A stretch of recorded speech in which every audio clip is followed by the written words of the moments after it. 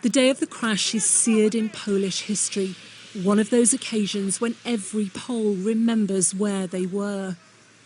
The Polish Air Force plane came down in Smolensk in Russia. It claimed not only the lives of all 96 passengers and crew on board, but a country's political and military elite. Amongst the dead, the Polish President Lech Kaczynski and his wife Maria. 8 years on, new questions are being asked about what caused the Tu-154 aircraft to come down. In his first television interview, a British air accident investigator has told Sky News he believes the original Polish and Russian findings of pilot error are wrong. I think they did not do a thorough investigation. They probably, it seems to me that they'd come to that conclusion very, very early on, and then possibly sought evidence to justify it. Russia released this audio, which it says capture the last few moments of the flight. Russian investigators say in dreadful weather conditions, the pilot, flying too low, hit a birch tree, searing the wing off.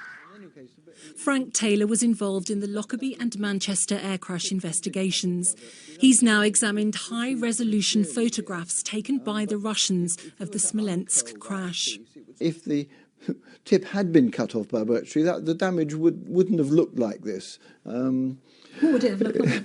Well, it would have been bent back, consistently backwards, rather than up, down, and maybe even forward. Frank Taylor says he believes damage to the left side cabin door is consistent with what he calls massive internal pressure, leading him to this conclusion. There is no doubt that there were explosions on board before the aircraft hit the ground. Relatives have long complained that Russia failed to protect the crash site, pointing to unverifiable video such as this. Russia has refused to return any wreckage or the full flight data recordings. Political activist Anna Valentinovich was on the plane. In Poland, her son says he was threatened with jail for speaking out after the wrong body was returned to him, and that no relative can be sure they have actually buried their loved ones. Those on board were on their way to the 70th commemoration of the Katyn massacre of 22,000 Polish intellectuals, politicians and military officers by the Soviets in World War II. A member of the Federation of Katyn Families spoke to us on behalf of the Smolensk relatives, but wanted to remain anonymous over fears for his personal safety. This is no longer a Polish problem. This has become a European problem and perhaps an international problem. There now needs to be a cohesive effort to deal with both the air accident investigation side and the human rights violations that have clearly occurred.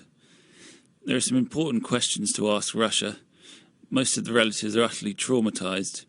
They've been waiting for 8 years to discover the truth. What level of intimidation have they experienced over their quest to find the truth? Some relatives have reported being threatened and abused by hooligans. I think it would be fair to describe it as they have lived in a climate of fear.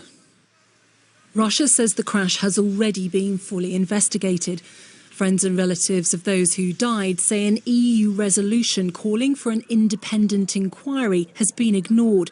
Even so, they won't give up on their belief that the full story of the Polish Air Force flight is still to be revealed. Lisa Holland, Sky News.